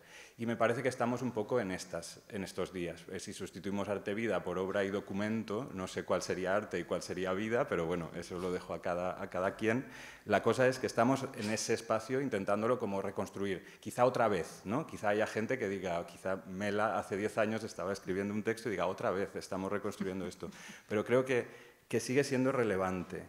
Y entonces, para reconstruirlo, a mí me ha hecho gracia o ilusión, no sé, quizá ahora viene la pregunta que quizás es un poco tonta, todo esto para hacer esta pregunta, que es que han empezado a aparecer como una especie de lugares negativos, ¿no? Lo que no puede ser, lo que no podemos hacer. Se planteaba, por ejemplo, una vía negativa, pues no se puede rehacer una obra de arte sin expresar que ha sido rehecha y que ahora tiene otra fecha, ¿no? O, por ejemplo, no se puede desgranar un archivo que tiene un principio de procedencia y una cierta unidad y separarlo en unidades que además las podemos convertir en obras. Y entonces os quería preguntar a los tres, desde vuestra experiencia, si quizá para seguir reconstruyendo este espacio productivo que se produce entre las obras y los documentos, podemos aportar más casos negativos que no.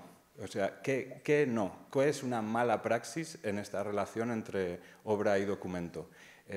Por dar otro enfoque, ¿no? Ya que estábamos siempre por la vía positiva, quizá intentemos, siguiendo un poco a Basbaum, intentar seguir produciendo más cosas sobre este espacio. Y por la vía negativa, ¿qué casos se os ocurre que puedan ser interesantes para sacar?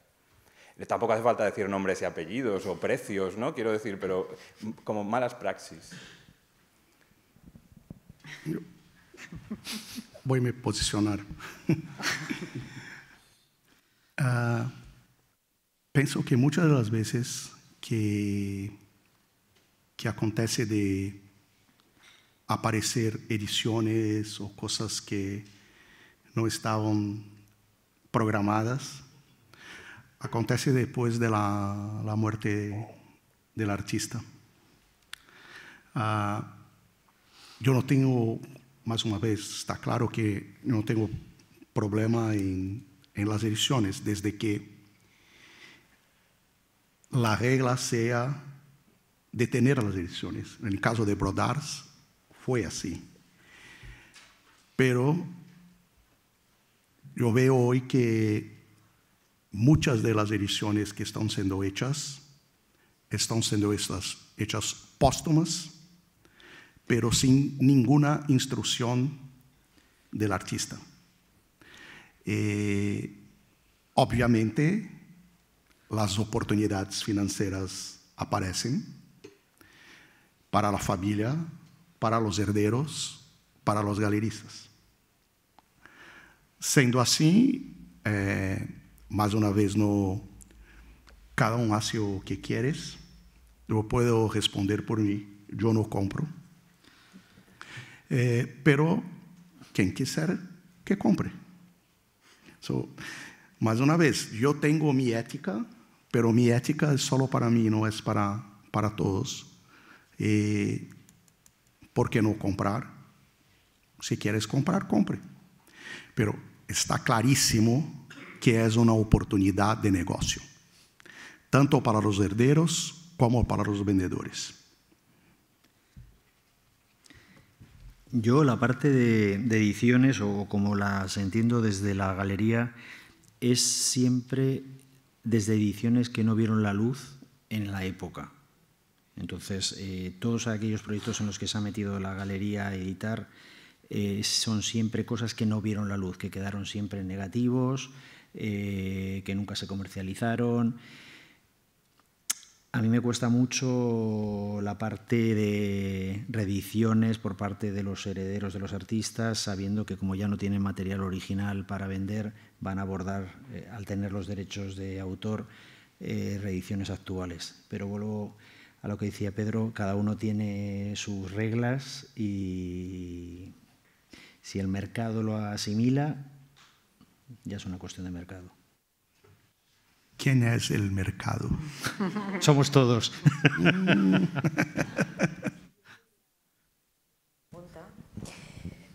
¿Cuándo el documento se convierte en arte? ¿Porque alguien va a buscar en el saco o porque hay un artista que interpreta y le da un sentido a eso en un contexto determinado? Porque lo que estoy oyendo esta tarde de las ponencias es que el archivo, es como un saco donde hay un montón de cosas que se sacan a la luz. Y yo no he oído hablar del artista esta tarde. La decisión es siempre, para mí, siempre del artista. El problema es cuando el artista ha fallecido, pero vamos, estando el artista vivo, esa frontera, bueno, estoy hablando por mí, esa frontera entre obra y documento reside 100% en el artista. Perdón, pero un documento, sea gráfico o sea escrito, de per se no tiene por qué ser. Yo puedo poner ejemplos de documentos.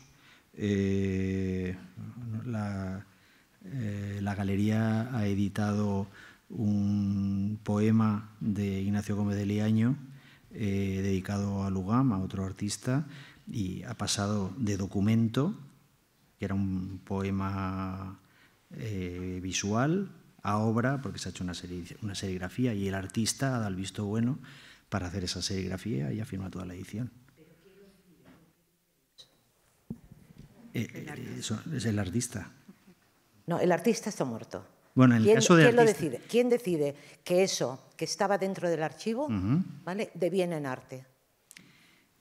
En el caso, ya me sé la respuesta, pero... En el caso de ediciones de performance, que por ejemplo jamás esas ediciones vieron la luz porque no había dinero para editar esos negativos y tal, es una mezcla entre derechos de autor del fotógrafo y derechos de autor de la familia. Y indudablemente en un caso, yo estoy generalmente hablando de performance en los años 70, que es estamos musealizando unas performances que no tuvieron ninguna voluntad de que aquello perviviera en el futuro, pero ahora nos interesa mucho que pervivan. Yo siempre me encanta el caso de Alberto Greco. Alberto Greco hizo en Ávila una performance maravillosa, pero realmente la que ha vendido todas las ediciones en distintos formatos y la que está expuesta es una fotógrafa de allí, bueno, no sé, era una señora que sacó las fotografías y con ese archivo pues ha llegado al MoMA. Y Alberto Greco no tiene nada que ver. Es el mercado, ¿no? Es el ansia que tenemos de generar obra. Hola, yo quería preguntar a Manolo, que antes me ha parecido que decías que trabajos o archivos como los de Grup de Treball solo tenían sentido en el contexto y también pues, que los archivos se deben mantener vivos estando anclados en el presente, ¿no? Yo la pregunta que me hago es si en el caso de que, por ejemplo, queramos mostrar el archivo de Grup de Treball en otro contexto, naturalmente yo creo que esto lo que genera también es una investigación y una situación mucho más compleja en el Cora del que hablabas, ¿no? En la manera de mostrarse esto, porque entonces se tendría que mostrar o transmitir de alguna manera cuál es ese contexto original de ese archivo, lo cual nos llevaría a un diálogo también entre dos contextos, ¿no? El que acoge ese archivo en ese momento y el propio, ¿no? Yo creo que esto tendría sentido en una exposición, en un espacio que fuese activo a la vez, que no fuese una mera exposición estática. Y si esto fuera así, también me pregunto, os pregunto, toda esta documentación que se generaría con esta investigación o esta experiencia compartida entre estos dos contextos, ¿cómo se gestionaría después, ¿no? ¿Qué relación tiene con esos archivos en el caso de que se contrastara el archivo de grupo de trabajo con otro archivo, el contexto que lo recibe, ¿no? Y todo ese cuerpo de trabajo y que puede también generar documentación, documentos, cómo se gestiona en ese momento y a lo mejor a posteriori? Gracias. Vale, pues por referencia, no sé si se me ha oído bien, porque como estoy en plan Rajoy, las conferencias a distancia no sé si se oyen. Entonces, no sé, me da la impresión de que se han perdido algunas de las cosas. Pero vaya, yo no decía que el grupo de trabajo solo tenga sentido en su lugar de origen, pero el archivo tiene sentido, debe estar en el lugar de origen. Pero el lugar de origen, incluso la palabra origen no me gusta, vaya, tiene que estar en el lugar donde se produjo, pero donde se creó. Pero eso siempre es en relación a otros. Y es en relación a otros conforme va adquiriendo sentido, conforme va adquiriendo riqueza conforme se va enriqueciendo. ¿Qué sobra? ¿Qué se hace con todo el material que se va generando? Te daré el caso no de un material, digamos, de tipo archivístico, tipo grupo de trabajo, sino de la pintura, de la gran pintura del siglo XX. No puede haber una pintura con más aura y más singular, el Guernica. El Guernica solo tiene sentido con su archivo. El Guernica es el Guernica del Pabellón de la República, es el Guernica de los exiliados, es el Guernica de las manifestaciones contra la guerra de Vietnam, es el Guernica de la transición, es también el Guernica de la gente que se compra camisetas y que acaba, digamos, queriendo hacerse un selfie. Todas esas cosas forman parte de las múltiples vidas que tiene una obra. Todo eso tiene sentido que acompañe a la obra. Todo eso tiene el valor que el mercado le quiera dar. De repente, obviamente, como el Guernica no tiene, digamos, valor contable, pues no se puede vender ni se debe, ni de repente un documento puede valer mucho más, pero es una cuestión de mercado. ¿Qué se hace con todo eso? Son interpretaciones, lecturas, vidas, activaciones que se le dan a una obra o a un documento, y ya digo, la diferencia es bastante arbitraria, se le da a un elemento que tiene múltiples vidas, que puede ser activado, que debe ser activado. ¿Qué se hace? Pues debería de ir acompañando digamos, a la obra o al documento que generó todo este tipo de actividades.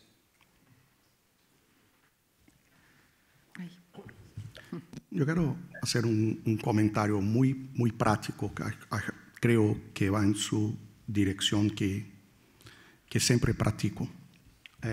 Por ejemplo, yo tengo centenas de fotos de Yvonne Rainer, Lucinda Childs, Trisha Brown, Simone Forti, Steve Paxton, Anna Halprin, que son toda la generación de la deconstrucción de la danza en Estados Unidos. ¿Okay?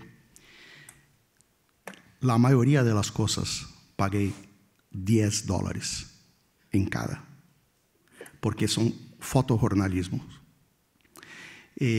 No necesito tener la original. Yo puedo hacer hoy una exhibición en Brasil de todas estas, increíble, con centenas y centenas de fotos. Daí fica a minha pergunta: o que é mais importante?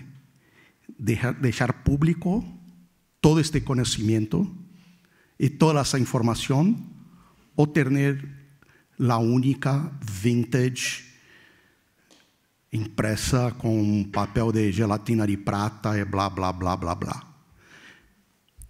De novo, to each its own. Eu só posso dizer o que eu pratico. E, como tudo em la vida, eu sou um financista, eu sou especulador financeiro, vamos deixar muito claro, mas há uma arbitragem de preço entre um item e outro item. Você que tem que saber o que quer fazer com estes itens. Eu quero tornar público a dança dessas pessoas. E para tornar público, eu tenho que comprar muito e muito e muito. E tenho acesso a todas essas fotografias. Por $10.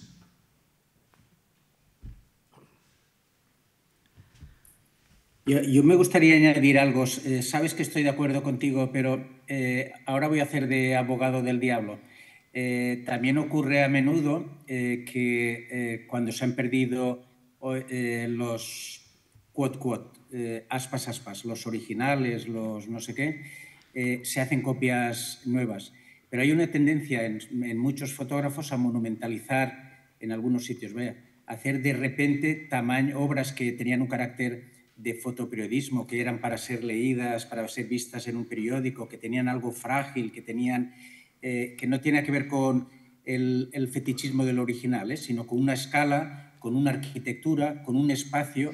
De repente se transforman en murales monumentales, y eso creo que también es problemático. O sea que a veces ni una cosa ni la otra, depende de cómo se haga. No discordo de usted. Na verdad concordo, pero es una manera de dejar público un material en un sitio que no hay acceso. Obviamente una foto periódico, ¿no? Que se dice, ¿eh?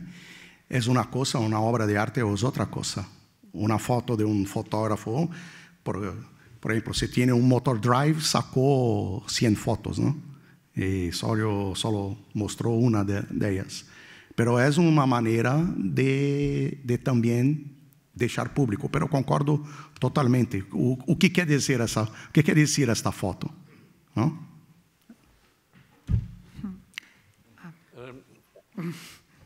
Bueno, creo que ha habido mucho tomate, ¿no? Es decir, que hay muchas historias que podíamos detener y preguntar, etc.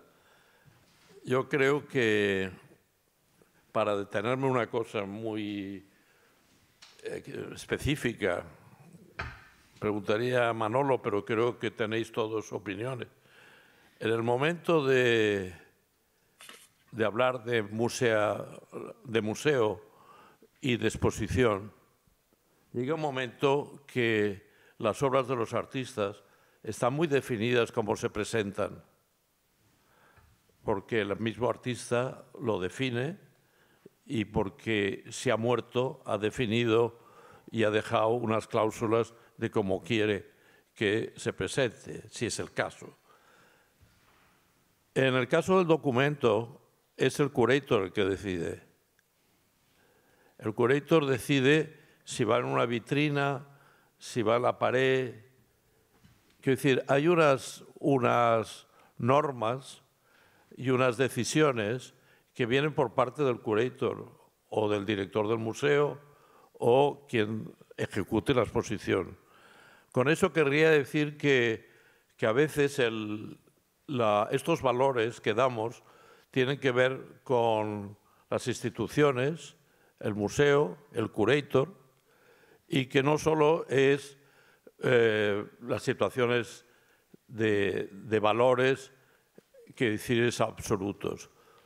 Habría una segunda parte, por unir las dos preguntas, que a nivel de valores, cuando Manolo tú decías que Brotaers decía no es nada, queriendo decir no tiene un valor. Veamos el valor que tiene Brotaers hoy en las subastas. Quiero decir, el tiempo es fluido, como decías, en ver, y eso es mótico, pero también hace que las cosas que no es lo mismo un artista que el viudo o la viuda del artista, que el hijo del artista, y que cómo todo eso se transforma en una situación que el artista a veces no tiene nada que decir. Una tercera parte va directo a Pepe de la mano. Me ha sorprendido que enseñases estas imágenes, que cuando estaban en el archivo de Fernando Vijande eran obra. La obra Dos Colors era una obra. Y luego esa obra se transformó en otra obra. En otra obra. Entonces, al final... Quiero decir que en este sentido no es que un documento se transforma en obra, sino que una obra se transforma en otra. Y la obra que tú compraste, Cuarto de Fondo, esa obra era obra cuando se hizo en la Galería Luis Astrina y es obra cuando la tienes tú en tu colección.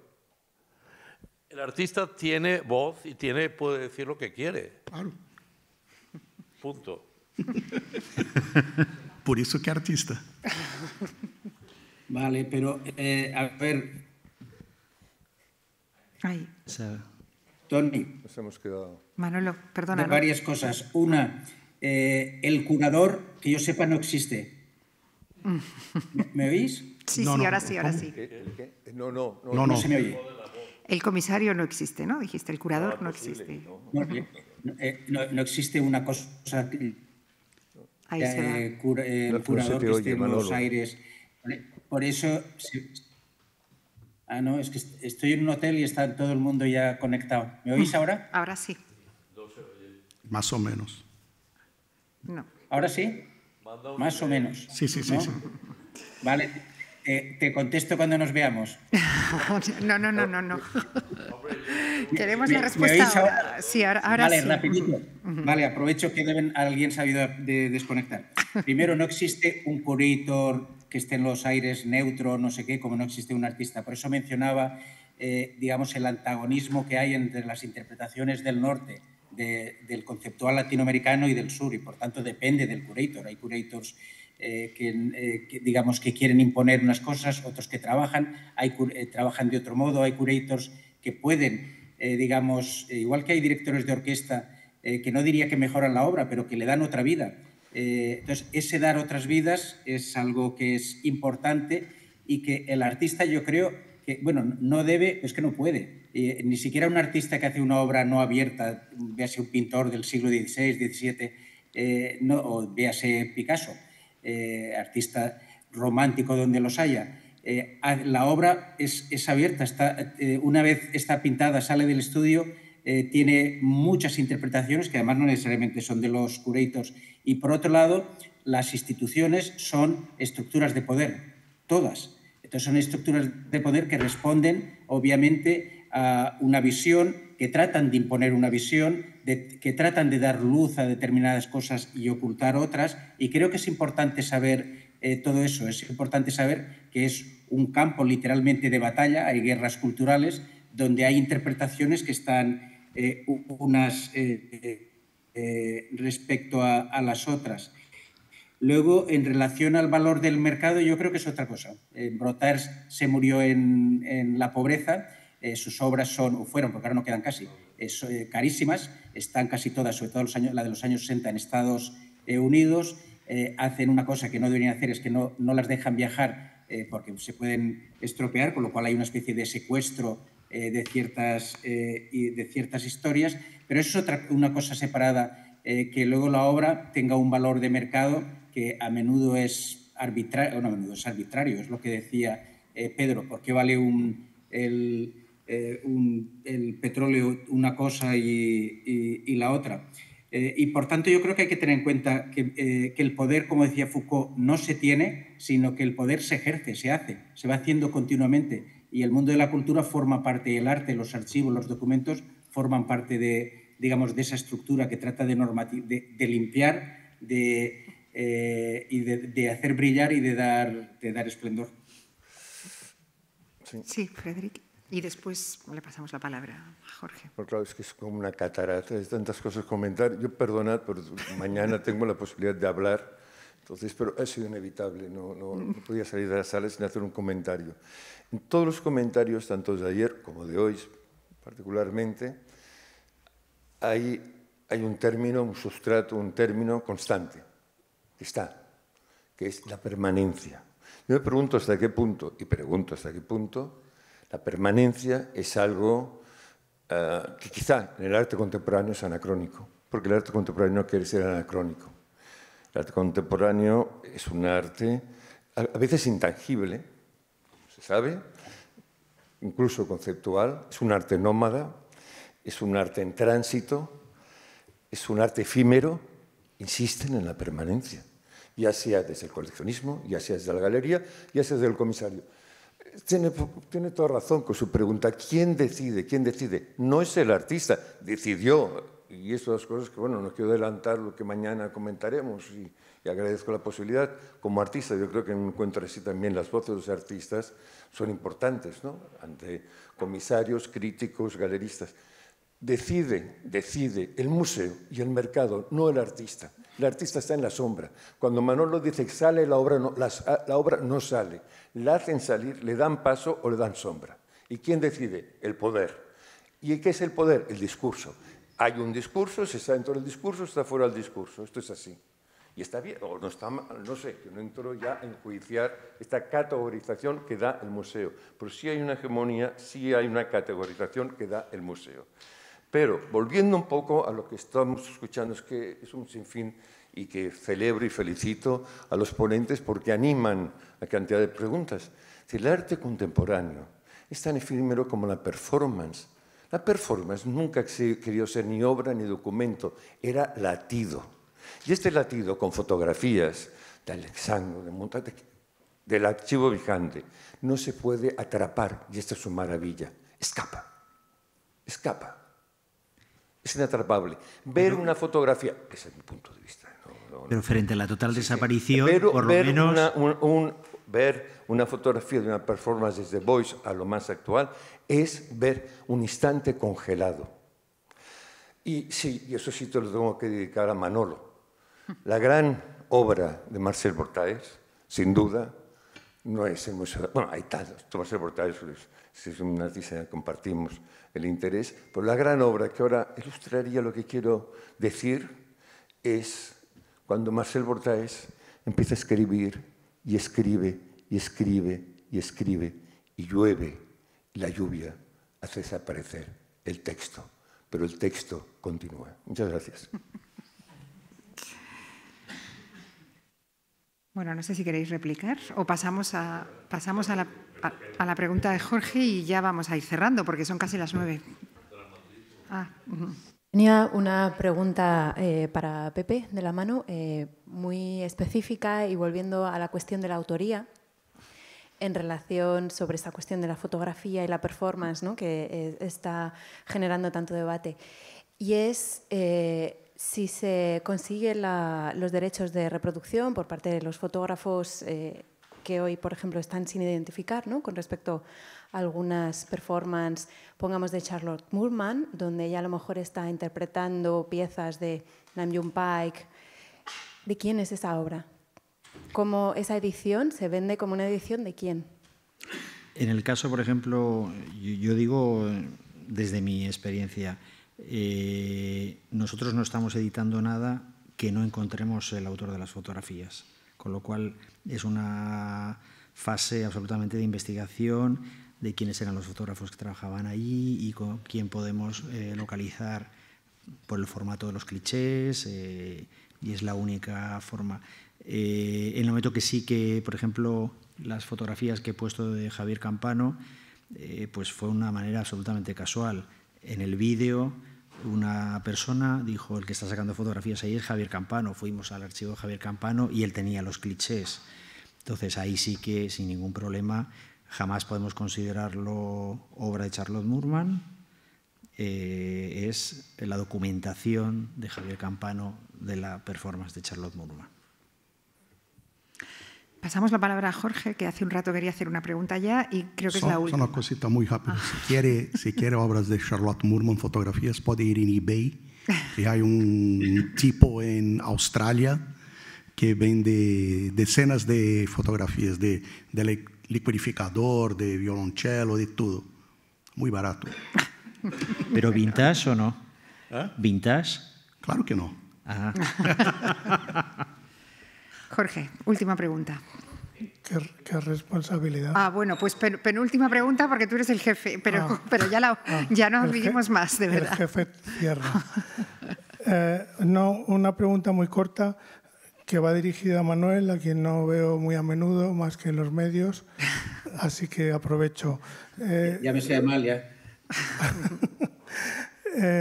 Mira, has hablado del archivo y en los puntos que has citado he visto que estabas bastante cerca de la ortodoxia archivística, ¿no? Es decir, y no es un insulto, pero ha llegado el término unidad del archivo, ¿no?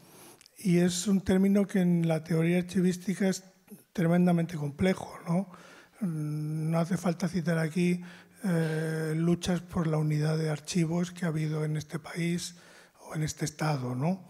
Pero cuando la unidad del archivo viene marcada por un expolio, por un acto ilegal, por una colección de arte de desafectos recogido por la Stasi, archivos de este tipo, ¿cuál es la postura del curador, del historiador y la tuya en concreto? Yo creo que no, ahí sí que me has hecho, yo creo que no tenemos tiempo. No, ese es el gran tema, realmente, porque eso tiene que ver con restitución, tiene que ver con, no solo con archivos, vaya, es bastante complicado. Es complicado de contestar en una frase, ¿no? Tendríamos que quedar mañana a las 9. Pues vamos a ceder la... Te tomo la palabra de todas formas. Sí, queda pendiente, la dejamos pendiente la pregunta. Sí. Y paso la palabra, la última palabra a Valentín, entonces, para cerrar. No, también es que es verdad, solo las preguntas fuertes vienen ahora sí al último minuto.